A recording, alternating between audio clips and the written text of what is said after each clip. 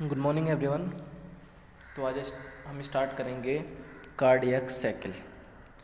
कल हमने human heart के बारे में पढ़ चुके थे हम, तो आज कार्डियक साइकिल पढ़ेंगे। मैंने आपको बोला था कि थोड़ा सा आप घर से पढ़ के आ सकते हैं, ठीक है, जिससे कि आपको यहाँ पे समझने में और ज़्यादा हेल्प मिले। तो स्टार्ट करते हैं। Sequence of electrical and mechanical events at the time of each heartbeat is known as cardiac cycle. It consists of two phases, diastole and systole. At the time of diastole, heart ventricles relax, which fills them with blood. During systole, ventricles contract to pump the blood into the artery. दोनों एक दूसरे के opposite है। Diastole वाली condition में ventricles आपके relax हो जाते हैं और सिस्टोल वाली कंडीशन में वेंट्रिकल्स आपके कॉन्ट्रैक्ट हो जाते हैं। Phases of cardiac cycle are as follows. Atrial systole consist of contraction of the right and left atria, which is followed by electrical stimulation. This increase blood pressure in the both left and right atria, so that the blood can be pumped into ventricles. During this AV walls, जो हमने कल बात की थी, are open and semilunar walls are closed. It takes about 0.1 second. उसके open और बंद होने में मात्र 0.1 सेकेंड आपकी लगती है। यहाँ पे नीचे डायग्राम में शो किया हुआ है, ये आपकी एट्रियल सिस्टोल है, ठीक है। कॉन्ट्रैक्ट वाली आपकी कंडीशन है।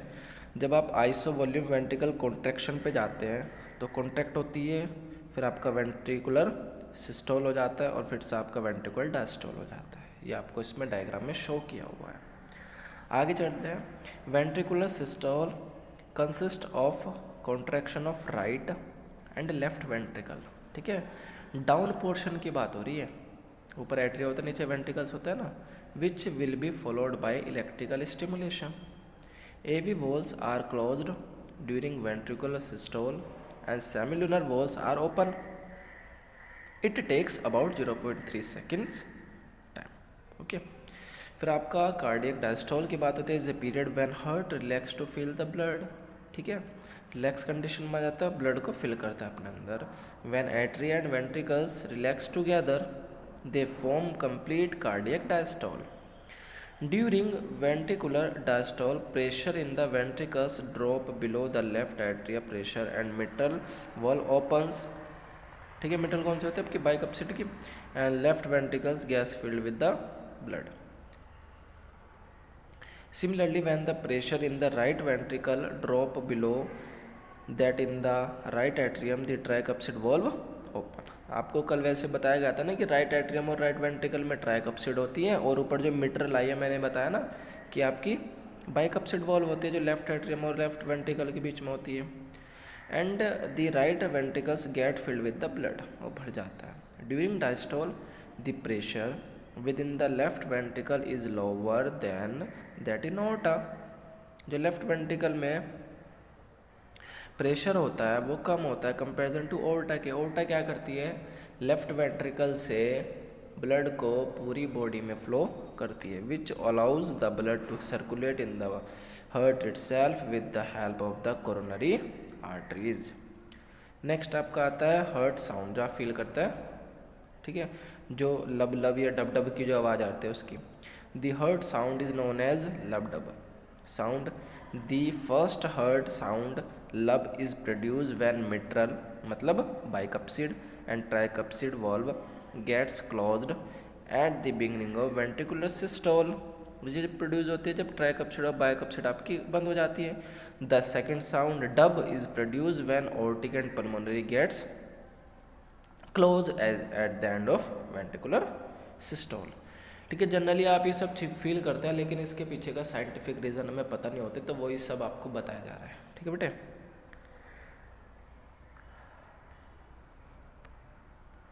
देखो ये आपको हार्ट साउंड इसमें शो किया हुआ है, लब और डब वाली दोनों कंडीशन आपको दी हुई है, ठीक है।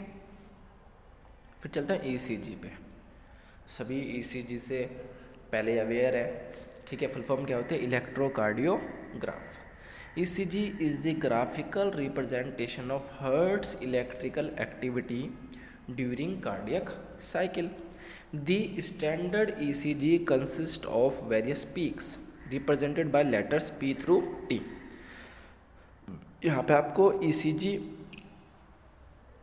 का पूरा एक ग्राफ आपको दिखाया हुआ है जिसमें P, Q, R, S, T आपको शो किए हुए हैं।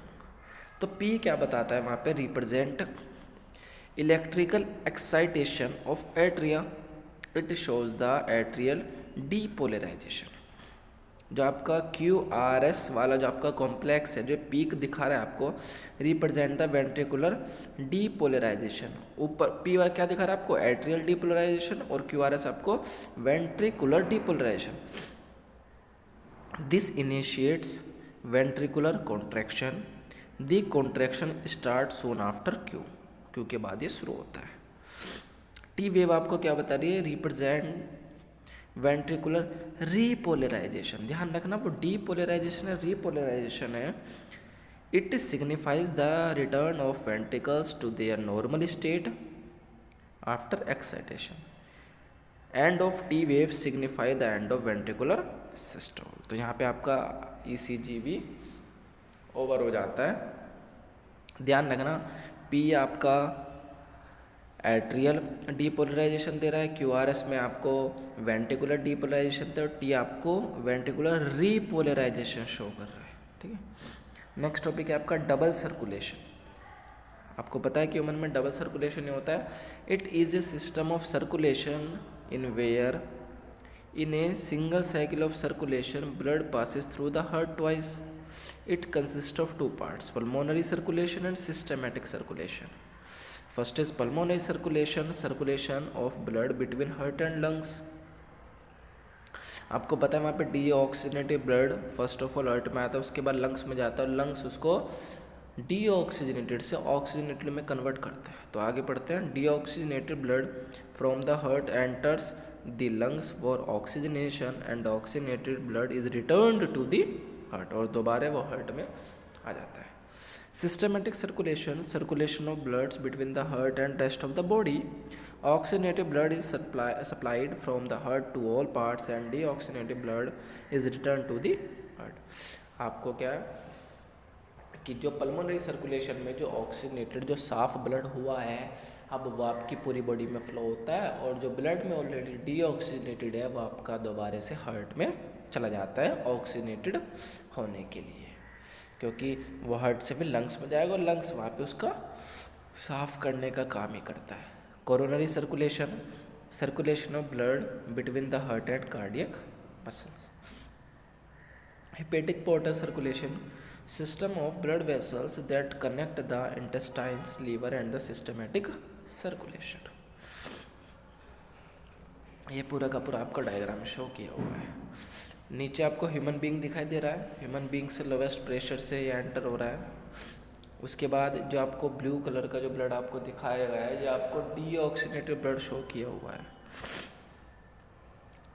ये राइट एट्रियम में एंटर हुआ, फिर राइट वेंट्रिकल में, और राइट वेंट्रिकल से पल्मोनरी आर्टरीज के थ्रू आपके हाई प्रेशर विद लंग्स के पास गया।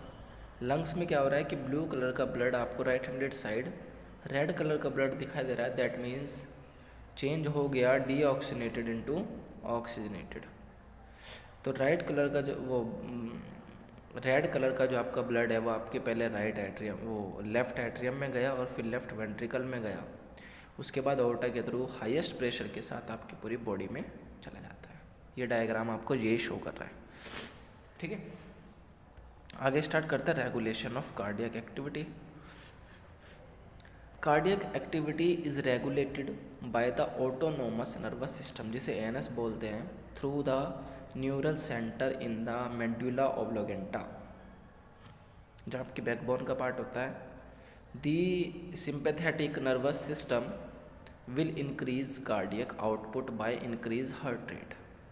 सिंपैथेटिक नर्वस सिस्टम जो है इंक्रीज हो रहा है क्योंकि हार्ट बीट इंक्रीज हो रही है, and the strength of ventricular contraction. The parasympathetic nervous system will decrease the cardiac output by decreasing the heart rate and the strength of ventricular contraction. Parasympathetic क्या करता है? रिलैक्स करता है, cardiac output can also be influence by certain adrenal medullary hormones, और आपको पता है कि कुछ हॉर्मोन्स की वजह से भी ये इंक्रीज हो जाता है। अब नीचे बात आती है आपके डिसऑर्डर्स की। डिसऑर्डर में फर्स्ट है आपका हाइपरटेंशन। आपको पता है कि जब इंसान ज़्यादा सोचने लगता है या किसी भी कारण से टेंशन लेने लगता है, उस कंडीशन में उसका हार्ट रेट खुद से बढ़ जाता है, ठीक है। When blood pressure is higher than normal, a person suffer from hypertension of high blood pressure. Normal blood pressure is 120/80 mm of Hg. 120 mmHg is the systolic pressure, whereas 80 mmHg is the diastolic pressure. When the blood pressure rise above 140/90 mm of Hg, it indicate hypertension. It cause problems with the vital organ like heart, kidney and brain. Normal आप घर में भी देखते हैं कि जिस इंसान को हाई ब्लड प्रेशर की प्रॉब्लम होती है, जब उनके साथ ऐसा होता है, टेंशन में हो जाते हैं, तो उनका हार्ट रेट बढ़ जाता है, चक्कर आने लगते हैं, ठीक है। तो किडनी फेलियर का डर भी रहता है, हार्ट फेलियर का डर भी रहता है, ठीक है। और जो आप जितना आप सोच रहे हो उस हाइपरटेंशन की वजह से आपके ब्रेन में भी दिक्कत होनी शुरू हो जाती है, ठीक है। सेकंड आपका coronary heart disease also called as atherosclerosis. This disease is characterized by narrowing of lumen of the arteries due to deposition of calcium, fat, cholesterol and fibrous tissue. It affect blood supply to the heart muscle. ठीक है, ये वाली condition में क्या होता है कि जो आपका आर्टरीज वाला हिस्सा है, या कह सकते हैं कि पूरा का पूरा आपका जो हार्ट है उस पर फैट जम जाता है, कोलेस्ट्रॉल बढ़ जाता है। उस कंडीशन में क्या होता है कि जो ब्लड फ्लो है वो अच्छी तरीके से नहीं हो पाता, उसे ही आर्थेरोस्क्लेरोसिस बोलते हैं।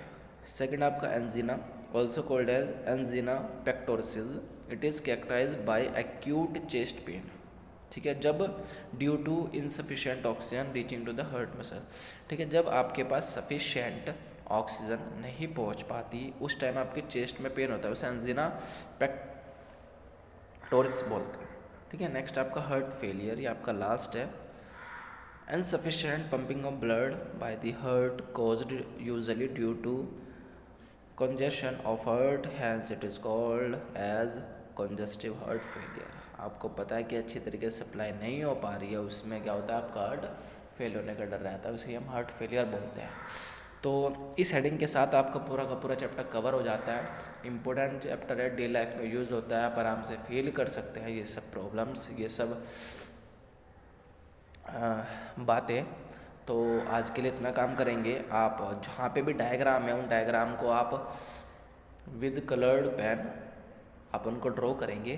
तो आज के लिए इतना ही। Thank you so much.